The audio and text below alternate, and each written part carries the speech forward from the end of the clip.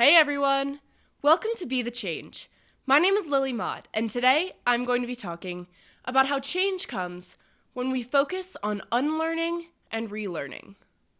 My guest this week is Isaias Hernandez, and I had so much fun with this conversation and learned a lot too, so I can't wait to share it with you today.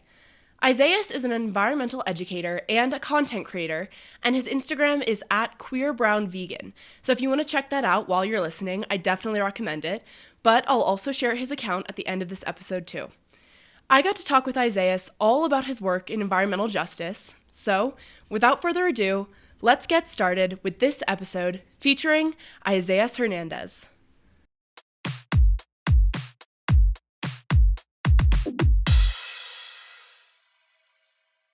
My name is Isaias Hernandez. I am an environmental educator and the content creator of Queer Brown Vegan. It's an educational platform that really seeks to provide introductory frameworks for people entering the environmental movement through colorful graphics, illustrations, and green screen education.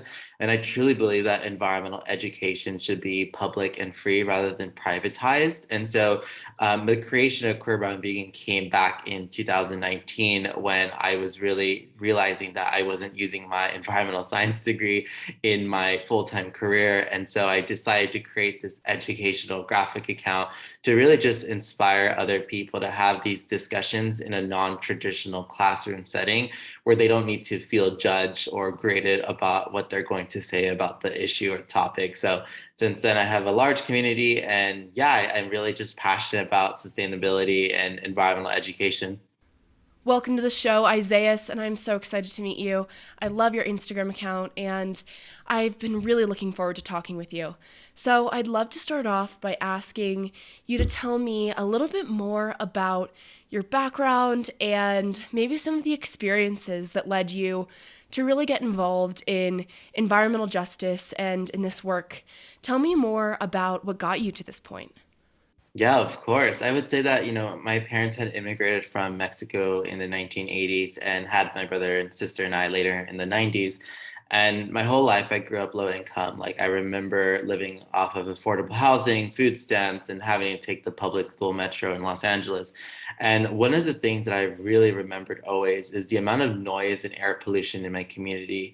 And this was like due to the fact that I live right next to train tracks in the Metrolink, and also I live nearby chemical facilities. And when I was little and I was going to other elementary schools because I was transferred out, I realized the amount of environmental inequities that certain cities had just from going from like the part of the valley where I was from to the richer parts of city valleys. And so I had this curiosity of like, I grew up recycling cans not because I wanted to do it because it's sustainable, is rather because it was seen as survival. And the recycling economy is very normalized in LA and in New York too. And when I was learning these concepts about like recycling or gardening and education, I kind of felt like ashamed because the way that I learned education, environmental education, was through grassroots or through direct contact experience, which is not so pretty doing that work. And I kind of felt conflicted of like, well, I don't have access to soil, I don't have access to a backyard, I don't have access to all these resources. So to me, it doesn't really make sense learning about these things when it doesn't impact me. And so as I got older, in early 2005 to 2008 in middle school, like, global warming was framed that way. And I kind of was invested in, Nat Geo and Discovery Channel were some of the most favorite channels I love to watch. And it talked about the heating of the planet. But something I realized is like, it never really reflected back to people. It was just almost about animals and conservation and biodiversity being lost, which is true. And as I got older, I started to becoming more curious and I started getting more in trouble in the classroom by asking questions of like, well, why do we need to go to these rich communities and clean up their trash when they're over here telling us that we're dirty and poor and that we deserve to live this way? I don't see the point of this being an environmental educational trip when it's not rooted the same way. And so more and more I got this like curiosity and eventually evolved into this understanding that the zip codes that we live in are the highest indicators to tell you whether you have like risk in your water, your air, and your soil. And that kind of got me into this larger structure of like, I had always believed it's because my parents were poor, people were poor who didn't work hard in life, they deserve to normalize injustice in their backyard. And in reality, it was a fact of systemic racism and policies and practices that really inflicted people of color to live in these environmental and injustice neighborhoods. So I think that's kind of like what confirmed me in high school to do environmental science at Berkeley. And I realized back then of like, in order to be an environmentalist, I need to be taken seriously, which is why I need to do this degree. And so I went through this educational 4-year degree, and then I realized, wow, there's so much racism, sexism, elitism, ableism, homophobia. Like there's so many issues in these classes.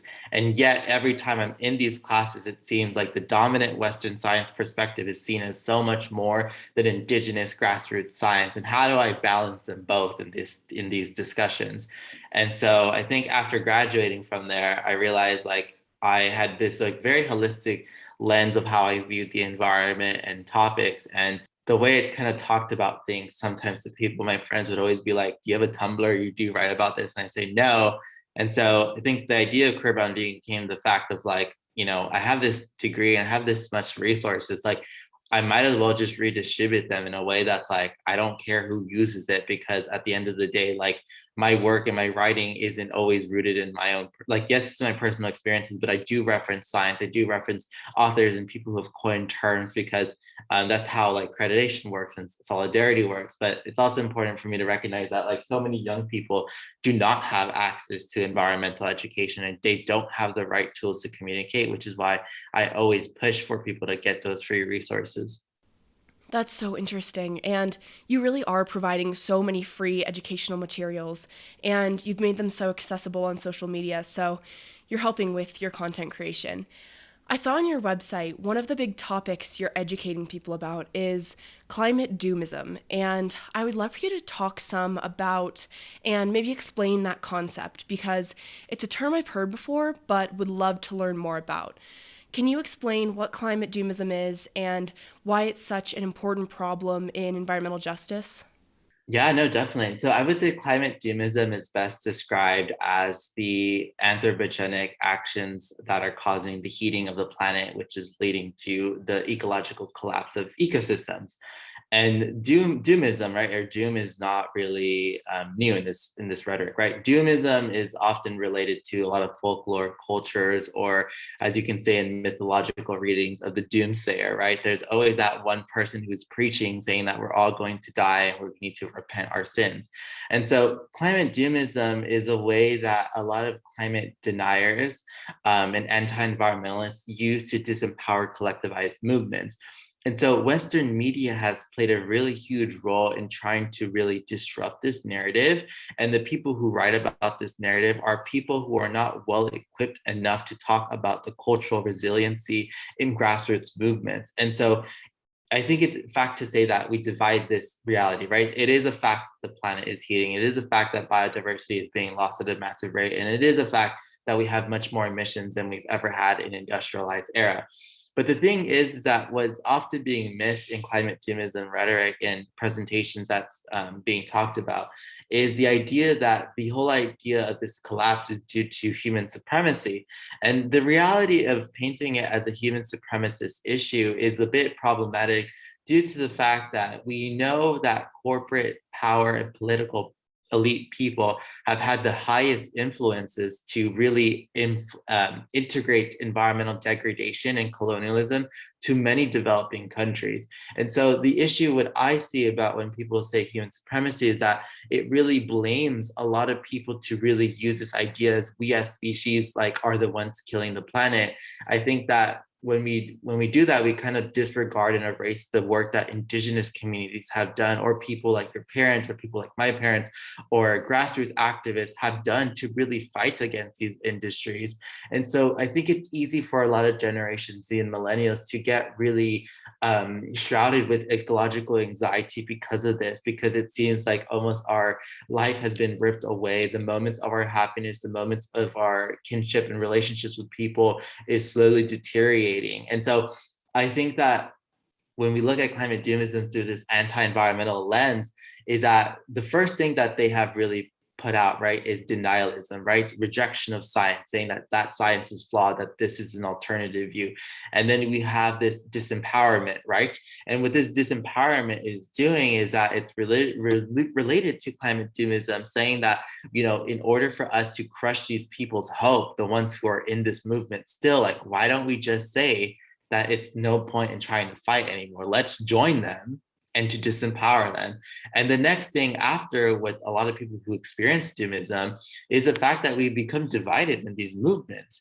And this is why you see these long-term active conversations with your family or friends or siblings saying like, well, it doesn't matter what I do because it's pointless. And so this is then what becomes this idea of like, well, what are we teaching our younger generations and our older generations, that this doesn't matter anymore because we're going to die. And so this is something that I feel like, yes, you can feel hopeless and you can feel hopeful at the same time. I don't think that we kind of live in this binary view of like, today I'm happy. It's like, that's a lie. Sometimes I'm happy, and there's other days later in the evening I become depressed or really sad because I'm going through a lot of mental health crises. And so I think that's what a lot of people need to signify, is like, yes, there are moments that you can feel disempowered. There are moments that you can just feel like you wake up and you're like, I just can't do anything today. And you should not feel blame for yourself, because at the end of the day, corporations are non-human logos. They are not real people who are committing these war crimes against many indigenous communities. And so climate doomism for me is really this way that it's used a lot in the media to kind of highlight a lot of people who are dying in these spaces, but the people who are dying in these spaces are people from global north rich countries, and then those are white people. And it's kind of this idea of like, it shouldn't take white people to die from the climate crisis for people to start caring, when a lot of Black indigenous people of color have been dying from natural disasters. And we've seen this recently in Kentucky, what just happened with the tornado. There's so many facets to that term, so thank you for explaining that, because it's definitely something that we all need to be aware of when we're discussing climate change and considering the future of that issue. So I'm really interested in one of the descriptions that you have in your Instagram bio, and that's un/relearning. I'd love for you to explain that term and how it applies to your life and to the work you're doing now. Yeah, no, I love this. So I would say that, to begin with, is like a lot of us are indoctrinated by the systems we live in, whether that's culture, whether that's religion, whether that's capitalism, whether that's just our own family beliefs that we've grown up with. And in these beliefs and in these systems, there's often times of homophobia, transphobia, like all the isms that exist that make us more fragmented as beings. And so what I talk about in unlearning was the first stage to recognize the pain and power that you may have been perpetuating, right? And especially myself in college, something that I feel that younger me was, and seeing a lot of college students around me, was this idea of call-in culture, right? Like, oh, you didn't say this correctly, you perpetuated this. And it's like, yes, I did perpetuate a lot of, and I need to address that I'm not perfect, and I'm working actively to be anti-racist, imperialist, and colonialist, because some of the values that I've been forced to adopt due to my survival is really toxic for my health and toxic for communities. And that takes decades of unlearning. And I think a lot of people really think unlearning as this beautiful process of like, I'm learning how to love myself again. It's like, you don't know how to love yourself until people hold you accountable for your errors. And that's when people run away. And that's the most hurtful, because I've had a lot of friends who, like, when challenged by me, and they've challenged me too, it's like they've chosen to really ignore me or take it as like I'm hating them. And so there's moments where I think unlearning needs to be done a lot in the environmental movement, to understand that the ideas of the crises we're facing isn't because of just humans being mean people. It's literally people in the system that have perpetuated white supremacist tendencies to inflict damage and to displace indigenous communities is what we're fighting against, this larger system, not necessarily white people. And so that is something that I feel like a lot of people are recognizing or trying to identify now. The other thing I think about relearning is the fact of like, yes, once you've gotten to a point where you've challenged those dominant beliefs that you uphold, what is it that you're going to do to build upon that? And so with relearning, I think about it as a way to not address your errors or to fix your errors, but to be a better environmentalist, not just for yourself as a social status person of like, look how much I've grown, but for a better example of how our society should work. And I think relearning is one of my favorite stages that I've been taking time to really learn of like, yes, I've done all this unlearning, but how are you going to apply it now to your relationships, to your friendships, to the people you meet that you don't know, to the people who do not have the similar beliefs and values as me. And I think it's easy to like, say when someone disagrees with you to be like, you know what, I don't need to listen to you. But it's like sometimes hard to have those conversations that I've had it a lot with my community about my own beliefs and their own beliefs. And it's like, well, I disagree with that. But that's not saying that like you're wrong. It's just saying like the way that I've centered my work is through this lens. And I think we're not going to always agree, but I do want to see the best for ourselves to be able to continue existing in this movement, because what we need is unity and unison rather than division.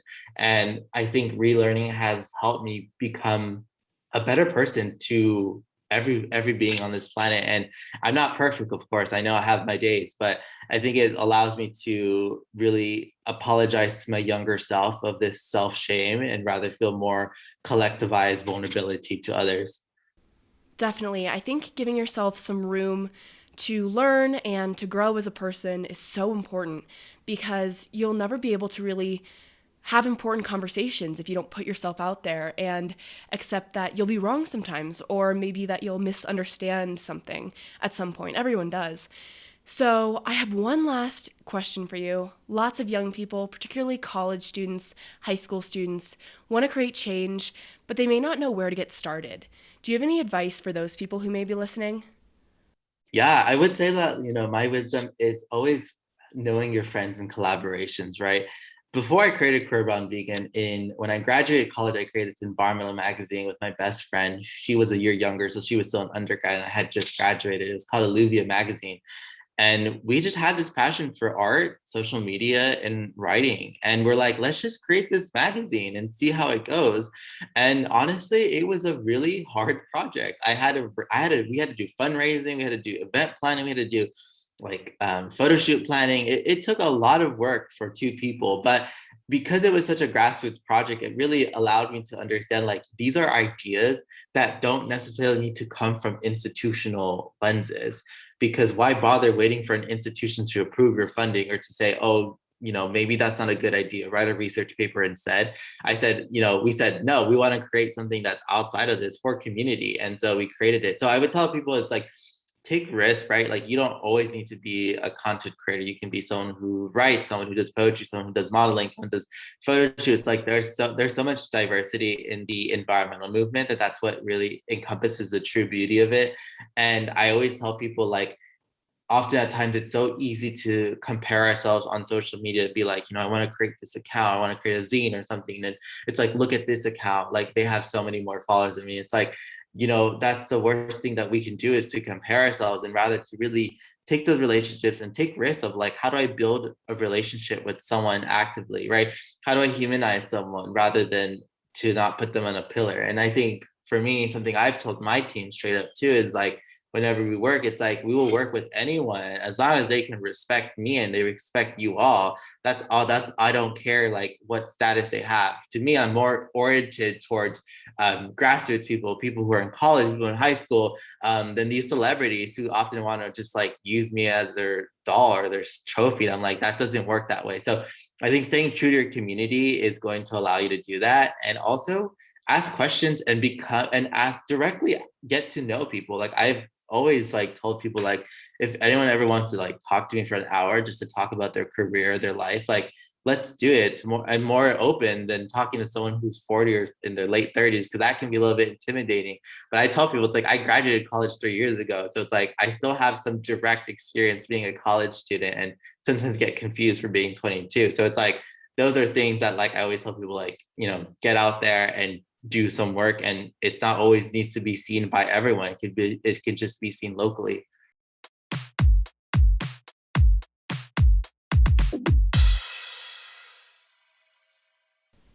I loved Isaias's energy and his passion for the work he's doing, and I think it really came through in our conversation.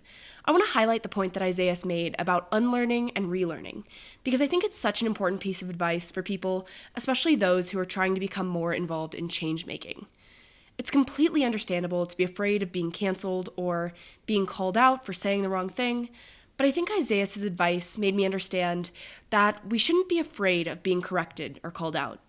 Instead, we should take those moments, if they happen, as learning experiences and opportunities to acknowledge the way that our biases, backgrounds, or maybe privileges may have led to misinformation or misunderstandings. We should be grateful when people correct us, and we should take it as a chance to heighten our understanding. Because, as Isaias explained, change comes when we focus on unlearning and relearning.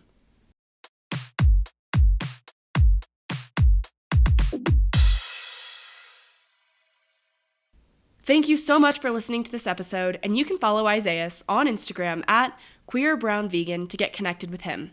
If you want to talk about anything I mentioned, please reach out to me by email at lily@bethechangepodcast.org or on Instagram at bethechangepodcast. Tune in for my next episode, but until then, be the change you wish to see in the world. Bye, guys.